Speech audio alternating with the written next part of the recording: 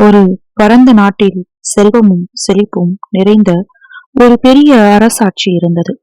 அந்த நாட்டை ஆட்சி செய்தவர் நீதியாலும் வீரத்தாலும் புகழ்பெற்ற ஒரு மன்னன். அவரின் மனைவி அழகிலும் அறிவிலும் ஒப்பில்லாத ராணி. இருவரும் மக்களால் மிகவும் நேசிக்கப்பட்டார்கள்.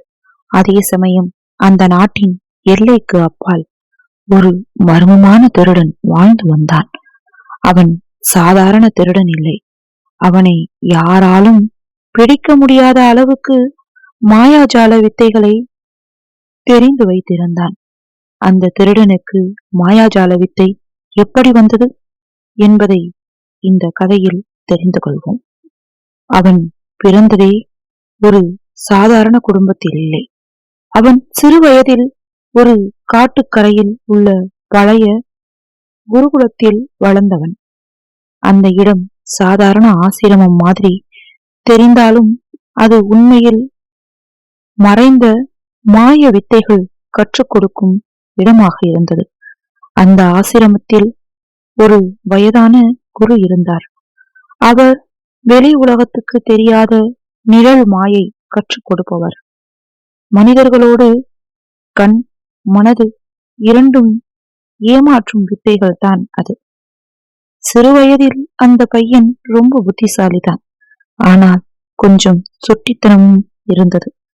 அவன் குருவோடு புத்தகங்களை திருடி படிக்க ஆரம்பித்தான். முதலில் சிறிய வித்தைகளை கற்றுக்கொண்டான். நாணயங்களை மறைய வைப்பது, நிழலை நகர்த்துவது, இப்படித்தான் ஆரம்பித்தது. ஆனால் ஒரு நாள் அவன் குரு அவனை பிடித்து விட்டார். தண்டனை கொடுக்க வேண்டிய இடத்தில் குரு ஒரு விஷயம் சொன்னார். இந்த சக்தி நல்லவனையும் அழிக்கலாம், கெட்டவனையும் காப்பாற்றலாம். நீ யாராக மாறப்போகிறாய் என்பதே முக்கியம். அந்த நாளிலிருந்து அவனுக்கு உண்மையான பயிற்சி ஆரம்பம் ஆக்கப்பட்டது. அவன் கற்றுக்கொண்ட வித்தைகள் மனித கண்களுக்கு மறையும் மாயை உருவாக்குதல், சத்தமில்லாமல் நகர்தல், ஒரே இடத்தில் பல உருவம் போல தோன்றுதல், மனதை குழப்பும் அடைய வைத்தல். ஆனால் அவன் மனது முழுதாக நல்லதுக்காக போகவில்லை.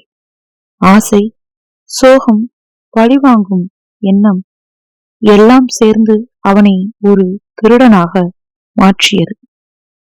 குரு தனது பயிற்சியின் கடைசி நாளில் அவனுக்கு சொன்னதாவது, நீ ஒரு நாள் பெரிய திருடனாக மாறுவாய். ஆனால் ஒரு நாள் அதே சக்தி உன்னை காப்பாற்றும்.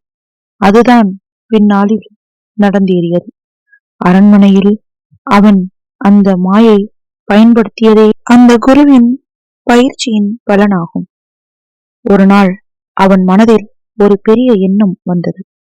இந்த நாட்டின் அரண்மனையில் உள்ள செல்வம் உலகிலேயே சிறந்தது.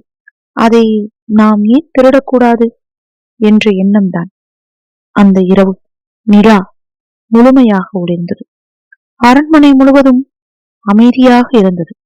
காவலர்கள் இருந்தாலும் அந்த திருடன் தனது மந்திரத்தால் அனைவரையும் மயக்கத்தில் ஆழ்த்தினான். காற்றை போல உள்ளே நுழைந்தான். முதலில் அவன் செல்வ களஞ்சியத்திற்கு சென்றான். அங்கே இருந்த தங்கம், வெள்ளி, வைரம், மாணிக்கம், வைடூரியம் என அனைத்தையும் தன் மந்திரப்பையில் சேகரித்தான். மந்திரப்பை நிரம்பினாலும் கூட அவனின் மனம் நிறையவில்லை. இன்னும் ஏதோ இருக்கின்றது என்று அவன் மனம் சொல்லியது. அவன் மெதுவாக ராஜா ராணி உறங்கும் அறைக்கு சென்றான். அந்த அறையில் நில ஒளி ஜன்னல் வழியாக மெதுவாக பாய்ந்தது. அந்த ஒளியில் ஜன்னல் அருகே அமைதியாக உறங்கிக் கொண்டிருந்தாள் ராணி. அவளின் முகம் நிலவை மிஞ்சும் அழகுடன் ஒளிர்ந்தது. திருடன் ஒரு கணம் திகைத்து நின்றான். இவ்வளவு அழகு நான் இதுவரை பார்த்ததே இல்லை என்று மனதில் நினைத்தான். ராணி பற்றிய உண்மைதான் இந்த கதையின் மிக முக்கியமான திருப்பம். அந்த ராணியின் பெயர் அரண்மனையில் யாருக்கும் வெளிப்படையாக சொல்லப்படவில்லை. காரணம், அவள் ஒரு பழைய மரபின் கடைசி வாரிசு. பல வருடங்களுக்கு முன் அந்த ராஜ்யத்துக்கு வெளியே ஒரு மறைந்த குலம் இருந்தது. அந்த குலத்துக்கு ஒரு தனி சக்தி இருந்தது. மனிதர்களின் உண்மையான எண்ணங்களை உணர்ந்து அதை கட்டுப்படுத்தும் சக்தி அது. ஆனால் அந்த சக்தி தவறாக பயன்படுத்தப்படும் என்று பயந்து அந்த குலமே உலகத்திலிருந்து மறைந்து வாழ ஆரம்பித்தது. அப்படிப்பட்ட அந்த குலத்தில் பிறந்தவள்தான் இந்த ராணி. அவள் எப்படி அரண்மனைக்கு வந்தாள் என்பதை பார்ப்போம்.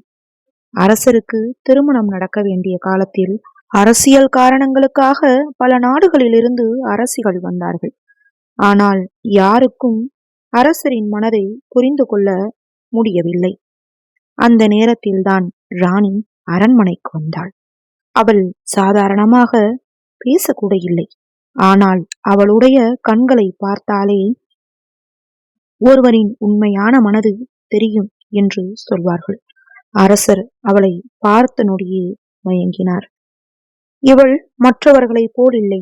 இவளை திருமணம் செய்து கொள்ள வேண்டும் என்ற எண்ணத்தில் அவளையே திருமணமும் செய்து கொண்டார். அவள் ராணியாகவும் ஆனாள். இவளின் ரகசிய சக்தி ராணிக்கு இருந்த சக்தி நேரடி மாயை இல்லை. அவள் செய்யக்கூடியது என்னவென்றால், ஒருவரின் மனதில் இருக்கும் பயத்தை வெளிச்சம் போடுவது, உண்மையை மறைக்கும் பொய்களை உடைத்து விடுவது, மனிதர்களின் முடிவுகளை ஒரு கணம் மாற்றுவது. ஆனால் ஒரு முக்கிய விதி இருந்தது. அவள் இந்த சக்தியை தானாக பயன்படுத்த முடியாது. மாறாக அரண்மனையை பாதுகாக்க மட்டுமே பயன்படுத்த முடியும். ராணியின் சக்தி இவ்வாறாக இருக்க, திருடனின் திருட்டு அந்த நொடியில் வேறு வடிவம் எடுத்தது. அவன் தனது மந்திரத்தை பயன்படுத்தி ராணியை தூக்கி கொண்டு இரவின் இருளில் மறைந்தான். காலையும் வெடிந்தது. அரண்மனை முழுவதும் அதிர்ச்சியில் மூழ்கியது. செல்வங்கள் அனைத்தும் காணாமல் போயிருந்தன. அதைவிட மோசம், ராஜா மிகவும் நேசித்த ராணி அங்கு இல்லை. மன்னன் அதிர்ச்சி அடைந்தார். தன்னை கட்டுப்படுத்தி கொண்டார். இது சாதாரண திருட்டு அல்ல, மந்திர வித்தை பயன்படுத்தி இருக்கின்றான் என்றார். அரசவையில் இருந்த முதிய மந்திரவாதியை அழைத்தார் மன்னர். மந்திரவாதியும் வந்தார். மன்னர் நடந்ததை கூற, மந்திரவாதி தன் கண்களை மூடி தியானித்து, மன்னா, இந்த திருடன் மாயை வித்தையை வல்லவன். ஆனால் அவனுக்கு ஒரு பலவீனம் உண்டு. அவன் பயன்படுத்தும் மந்திரம் நிழல் மாயை. அது நில ஒளியில் சக்தி பெறும். ஆனால் உதயமான சூரியனின் ஒளியில் அது பலவீனமாகும் என்றார். அதை கேட்ட மன்னன் உடனே ஒரு திட்டம் தீட்டினார். நான் தான் அவனை தேடி பிடிப்பேன் என்று மன்னனும் தனது போர் வீரர்களை அழைத்து செல்லாமல் தனியாகவே கிளம்பினான். காரணம், இது வாள் போர் மட்டுமல்ல, மாயையின் போரும் கூட. அரண்மனையில் நடந்த மர்மங்கள், ராணியின் மறைவு, திருடனின் மாற்றம், இவை எல்லாம் அவனுக்கு ஒரே குழப்பமாக இருந்தது. இவள் எங்கே இருக்கிறாள்? திருடனை எங்கு போய் தேடுவது என்ற கேள்விகளோடு அவன் காட்டு வழியாக தனியாக சென்றான். அந்த காடு சாதாரண காடு இல்லை. பகலிலேயே கொஞ்சம் இருள் சூழ்ந்து இருக்கும். மரங்கள் கூட பேசுற மாதிரி சத்தங்கள் வரும். காற்று கூட ஒரு ரகசியத்தை சொல்கிற மாதிரி வீசும். மன்னன் குதிரையோடு மெதுவாக போய்க் கொண்டிருந்தான். அப்போது திடீரென்று அவன் முன்னால் ஒரு மான் வந்து நின்றது.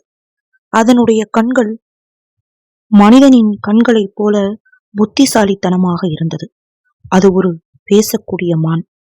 மன்னன் சற்று ஆச்சரியப்பட்டான். அந்த மான் மெதுவாக பேச ஆரம்பித்தது. மன்னா, நீ தேடுவது ஒரு மனிதரை மட்டுமல்ல, ஒரு உண்மையையும் என்று சொல்ல மன்னன் ஆச்சரியமடைந்தான். நீ யார்? எப்படி பேசுகிறாய் என்று கேட்டான். மான் சொன்னது, நான் இந்த காட்டுடைய காவலன். காலமும் மனதும் புரிந்த ஒரே உயிர் நான் தான் என்றது.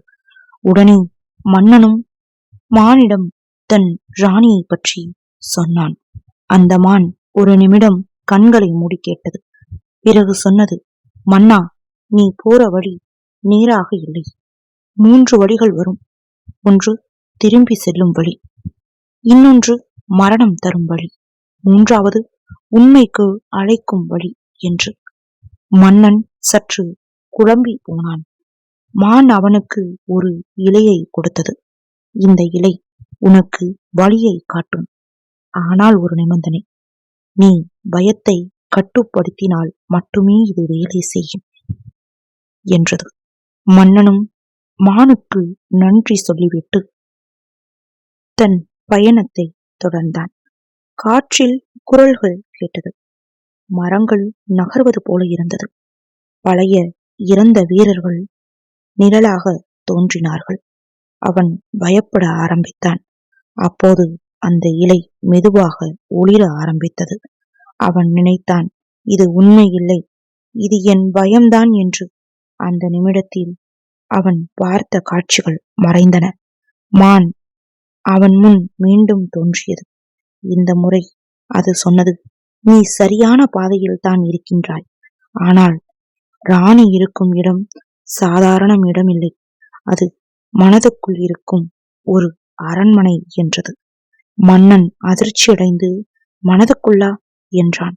மான் சொன்னது, ஆமாம், அவளை வெளியே தேட முடியாது.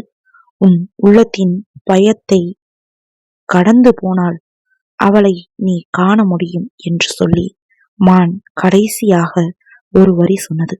நீ தேடுவது ஒரு பெண்ணை அல்ல, ஒரு உண்மையான நம்பிக்கையை என்று சொல்லி மெதுவாக மறைந்தது. அந்த நிமிடம் மன்னன் புரிந்து கொண்டான். ராணி ஒரு இடத்தில் இல்லை, அவள் ஒரு உண்மை. அதை அடைய மனது சுத்தமாக இருக்க வேண்டும். அவன் கண்களை மூடி நடக்க ஆரம்பித்தான். காடு மெதுவாக மறைந்து முன்னால் ஒரு ஒளி குகை மாதிரி தோன்ற ஆரம்பித்தது. இறுதியில் அந்த திருடன் மறைந்து இருந்த குகையை கண்டுபிடித்தான் மன்னன். அந்த இரவு மீண்டும் நிலா ஒளிர்ந்தது. மன்னன் குகைக்குள் நுழைந்தான். அங்கு ராணி மந்திர வலையில் கட்டப்பட்ட நிலையில் இருந்தாள். அருகில் திருடன் அமைதியாக இருந்தான். நீ யார் என்று கேட்டு சிரித்தான். நான் இந்த நாட்டின் மன்னன் என்று பதிலளிக்க, அப்படியா, அப்படி என்றால் இன்று உன் வாழ்க்கையின் கடைசி நாள் என்று திருடன் தனது மந்திரத்தை பயன்படுத்த ஆரம்பித்தான். குகை முழுவதும் இருள் பரவியது. நிழல்கள் உயிர் பெற்று மன்னனை தாக்க ஆரம்பித்தன. ஆனால் மன்னன் அமைதியாக இருந்தார்.